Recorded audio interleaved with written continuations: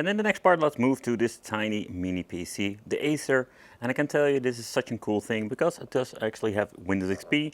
So let's play some retro games on this.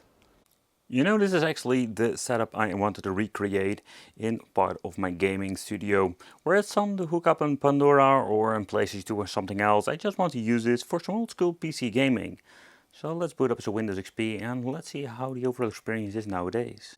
So regarding the picture itself, I think I need to do a little bit of adjusting, or I'm guessing. So the overall pixels that we're going to be using is 1280-bit 1024, if my camera wants to focus. Using 32-bit colors. And I think there is nothing much we can do over here. Maybe you can adjust it a little bit. No. So I think this is something that has to do with the monitor itself. I actually need to adjust the overall, let's say, size, which you can see over here. Yes. And maybe this was one of the things I should do with at the first place with another device I've connected to this thing. So let's load up into the Windows XP old school glory days. So I think I'm not going to be using this particular mini PC. I think I'm going to be rebuilding something else where we're going to be playing also a little bit of modern games with. Think about maybe in Crisis, something at that time area. It's going to be absolutely fun to do so. So I think my audio is not ready to go at this point. Man, this is such an interesting overall, let's say. Haha! Starting off with some Red Alert 2.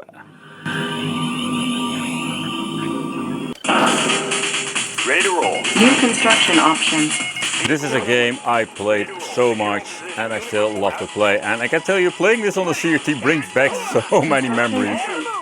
Well, I actually did play this game on many different monitors back in the day.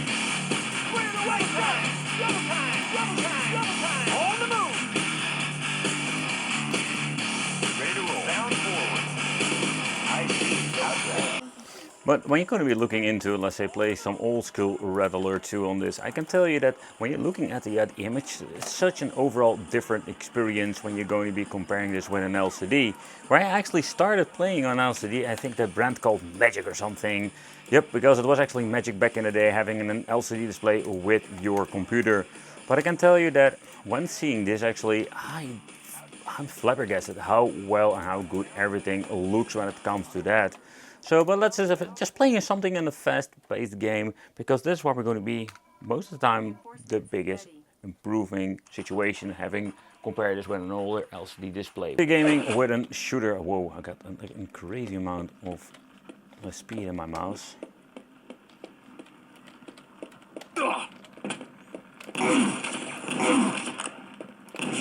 Just shoot 2 rockets right up in his face, and he didn't freaking die off.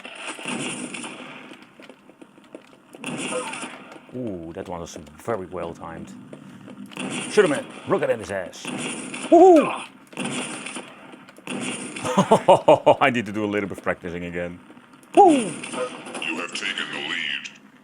But you know, when it comes to these mini PCs, they're super convenient, simply because of the size, and they're still more powerful enough to run most of these old school games.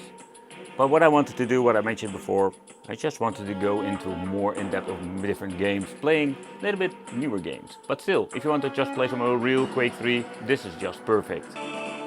But like with the Red Alert 2 game, I do need to do a little bit of adjusting of the overall, let's say, settings.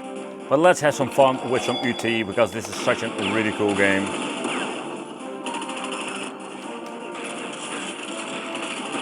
I am getting shot by everybody over here.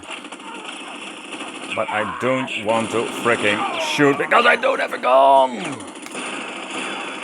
There we go. There we go, bitches. Ow. And of course, we can play Doom.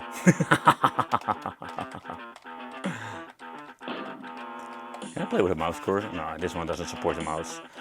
You have the brutal game, the brutal Doom, that one is pretty cool.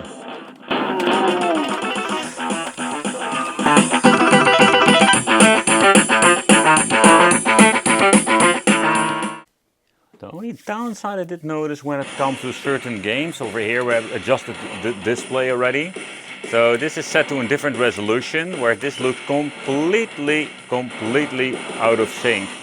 So that is a little bit of a bummer. Let's see if there is anything going on over here. Geometry? No, there's something else. Advanced. Let's see what we can do over here. Video input level, color temperatures. What is this? Oh. So, you know, this is going to be a thingy that we're going to be messing around with the display a lot. For example, over here, if we're going to be messing in here, we can actually adjust it manually. I thought like there was maybe an option we can do it this way. Alright, so it seems to be going back to the menu. It seems to be saving it or some kind, because the display is perfectly matched now, or to the overall frame. So there's not going to be a problem adjusting the overall, let's say, settings for a certain game.